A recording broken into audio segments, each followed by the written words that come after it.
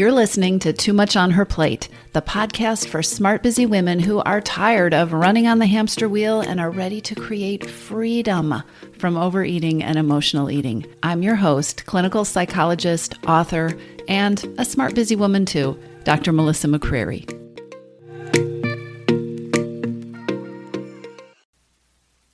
Hello, everybody. Welcome back. Or if this is your first episode, your first time that you're catching the Too Much on Her Plate podcast, welcome. Glad to have you here. We are in the midst of a series in which I am covering some of the top sabotaging mindsets that I see smart, busy, high-achieving women get stuck in while they are trying to make changes with their eating or their weight or tackle emotional eating and create peace with food.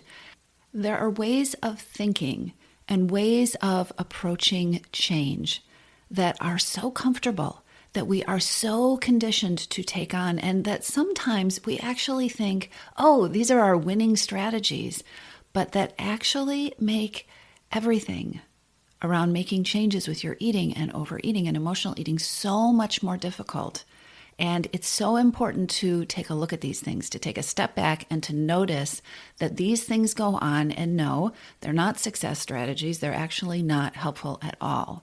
And that's the reason I'm doing this series. So this is number 3. If you've missed 1 and 2, you want to go back and check out those episodes. We will put the link for those episodes in the show notes for you, but you don't need to listen to them in order. So today we're talking about a way of thinking that I swear high performers can do in their sleep. We do it in our sleep. We don't even realize it's happening. So take a moment, take a deep breath to make sure you're present and that you hear what I'm talking about today. Today I'm talking about a strategy that, well, is strategy the right word for something that doesn't work? An approach that doesn't work that I call go big or go home. Here is the thing. We expect a lot of ourselves, have really high expectations of what we will do and how we will perform. And our time and energy is valuable. So if we're going to put effort in, it makes a lot of sense that we want to get big results out of what we're doing, right? And also, big results and big moves and dramatic actions, those are sexy. Those are things that have been so amped up for us in, by marketing and diet culture and, thin thighs in 30 days kind of ideas. And also human is the reality that we're impatient. When we want something, we want it now. Again, that is not helped by the culture that we live in. On top of these things, or maybe because of these things, many of us have these stories that we have told ourselves so often that we don't even know that they are just stories about what it takes to make changes or to really make changes. And that really is in air quotes, especially when it comes to making changes with your eating habits, with your weight, with overeating. We have these stories like, you should work harder. Lots of shoulds. You should be working hard. You should be working harder. You could work harder. It will always be a struggle. Everyone knows it takes sacrifice. These thoughts, they come up and we begin to believe that they are just the truth. This is something I will always struggle with. Okay? Both the idea that you are always going to have to be fighting this thing and that it is going to be a fight and that it's going to be a struggle, those are stories. We also have stories about what we do and how we should do it. Like, you might as well make it count. If you're going to do it, you might as well add this on as well, right? If you're going to show up, no pain, no gain. In a nutshell, we have a lot of stories that revolve around this idea of go big or go home, go big or why bother. Here's why this is a problem. When you fall for the go big or go home mentality, then you end up trying to do, most of the time, too much too fast. So it's like when you go to the gym and you haven't been in months. And in reality, the big accomplishment is that you got your butt to the gym and you're starting this new habit, but you have the go big or go home mentality. And you're like, well, if I'm going to be here, I might as well do all the things. A 20-minute workout doesn't count. I really need to be here for 90 minutes. And then you do all the things and you hobble on home and you can't walk or sit down comfortably for a week because your glutes are so sore. And then first of all, you lose that week because you can't keep going with any kind of consistency. And then when you think about going back to the gym, the dread factor is huge. So when you go big or go home, the risk is this. The risk is that you overwhelm yourself. The risk is that you set up a plan of action or a set of expectations for yourself that is simply not sustainable. And it easily falls into an all or nothing kind of categorization. It's either big or it's nothing. It's either worthwhile or it's nothing. You either stay at the gym for 90 minutes or it doesn't count. And you know where that all or nothing kind of thinking can lead. And I'll talk about that more in a minute. But also, when you go with this go big or go home mindset, you can find yourself backed into a corner where the expectations feel so high and the actions that are required of you feel so big that you don't even want to start. In go big or go home, it's like, you have to give up all the sugar and you have to clean out your pantry and you never get to go out to your favorite restaurant again because that's what it's going to take to make changes and it's time to get tough. And so many smart women find themselves, well, what I hear from so many smart women is, I know what I need to do. And then they will recite this long go big or go home list. And I can't figure out why I can't get myself to do it. I just can't get up the motivation to do it. It's because it's overwhelming. And it is because there is most probably a part of you that already knows that it is too much. Some more things I want to say about the go big or go home mindset, because it leads to all sorts of problems. The mindset of, it has to be so big and so dramatic leads to you overlooking or devaluing or just dismissing the small wins, the little wins, the changes that are happening that can and do create big changes if you keep doing them. I have to tell you, I've worked with so many women who have said to me at some point, Melissa, nothing is happening. I'm not getting anywhere. I'm so frustrated. This isn't working.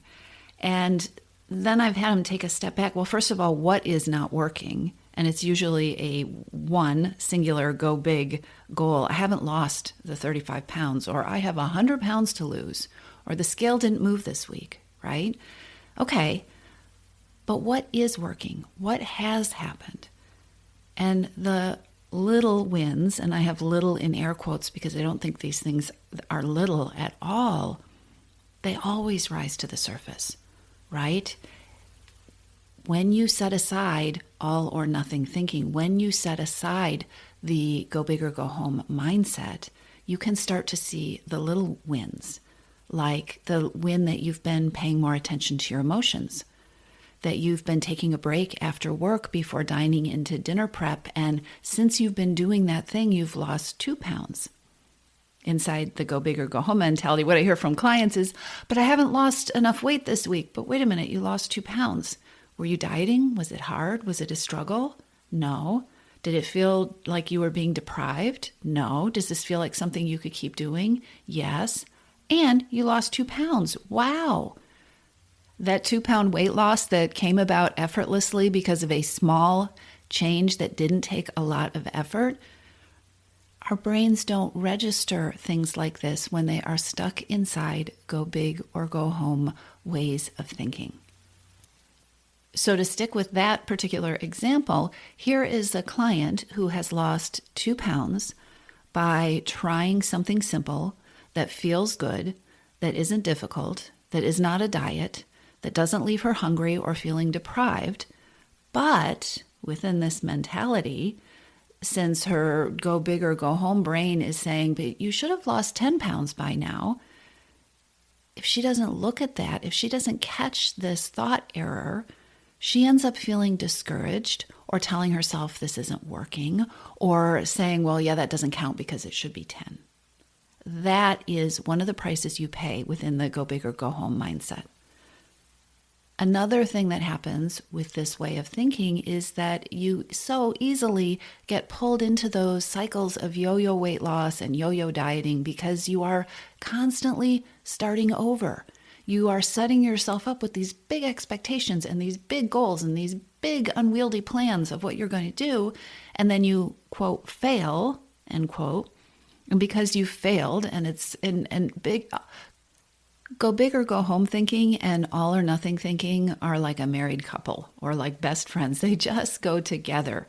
And so it is very easy to get pulled into this cycle of feeling like you failed and endlessly starting over. And that feels awful. And not only are you prey to this idea of endlessly starting over and yo-yoing, but there's the rebound eating. Can we talk about the rebound eating? Because if you are within this way of thinking, here you go. You set yourself up with these unsustainable expectations, and then you blew that big plan that you had, right? And blew is in air quotes, but you blew the plan. And now because you blew it, you're going to have to start over. But that is going to be so hard, right? Because it's a big plan, go big or go home. And because you're going big, you know you've got to work yourself up for it because it's just, it takes so much effort and motivation. And right now you're feeling like a failure because all or nothing thinking. And so you might as well eat all the things right now before you have to start over again. That is rebound eating. And it is so much a part of this go big or go home mentality. Go big or go home sounds really good, but when you play out what it looks like, it doesn't work. And then the final piece of this that I want to make sure to talk about that you're probably already thinking is procrastination. On the one hand, we feel charged up when we jump into a problem with that go big mentality, right? We're going to do dramatic things. We're going to get big results. It's going to happen fast. That's the one side of the coin, right? The idealistic side. But the other side is it's going to be so big. It's going to be so hard. It's going to take so much energy. I don't know. I really can't do that this week. Oh, the holidays are coming up. I certainly cannot do that. January would be a good time, right? Procrastination. We tell ourselves, and we have been told, that this way of thinking big, leads to big results. But so much of the time, especially if you are already busy and you have a lot going on, thinking big, making big plans, being dramatic, not taking into account real life, it leads to procrastination. And this is so important. You are not procrastinating because you are lazy or because you are unmotivated or because there is something wrong with you. In this scenario that I'm outlining for you, you're procrastinating because the plan is not a good fit for you. And it's probably not going to work anyway. And there's a part of you that already knows it. All right. So the antidote to go big or go home is so amazingly unsexy that you need to take a moment to prepare yourself for it. It is the opposite of the dazzling big results and happening fast and instantaneously that comes to mind when you find yourself in that big thinking, dramatic place. But this is the antidote. And it may not sound sexy, but the results you get from it are very, very sexy. The antidote to go big or go home is small, doable steps. I know, it sounds boring. But the small things, the doable things, the things that fit into your life, the things that you can easily or almost easily make time for, those are the kind of steps that you will keep taking. Those are the kind of things that are realistic. Those are the kind of things that are sustainable. I know, those are all very unsexy words, but here is the thing.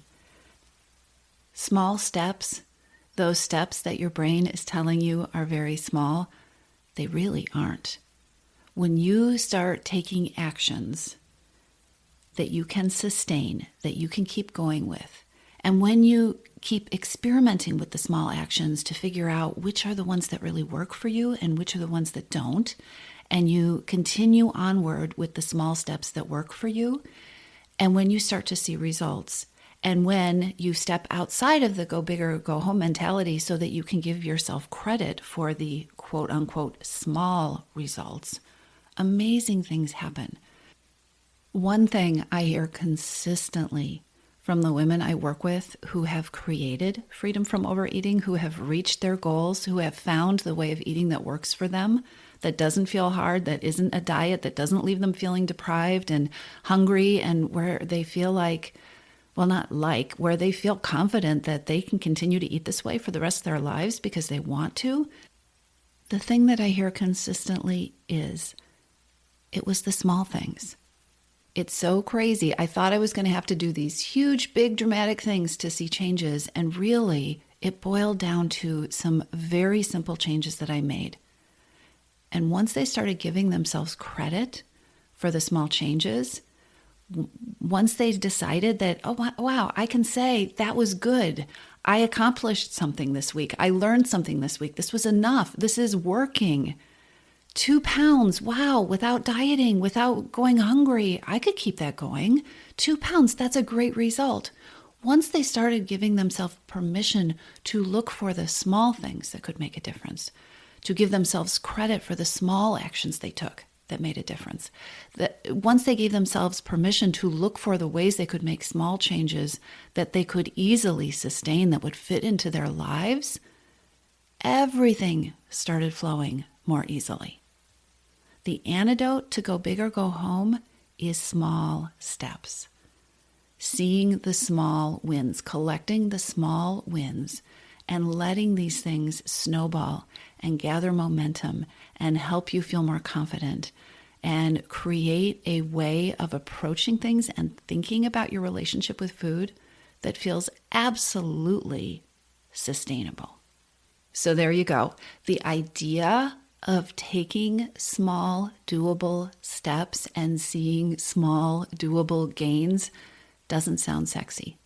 But the results that come from moving out of the go big or go home mindset, those results, they feel really sexy. I'll talk to you soon. Are you ready? Are you ready to lose your overeating and emotional eating habits? Are you ready to find a relationship with food that fits you, one that's deprivation-free? Then you need to join your missing piece. Enrollment is open, and now is a perfect time to join us. Go to toomuchonherplate.com/your-missing-piece, PEACE, or click the link in the show notes to take you there.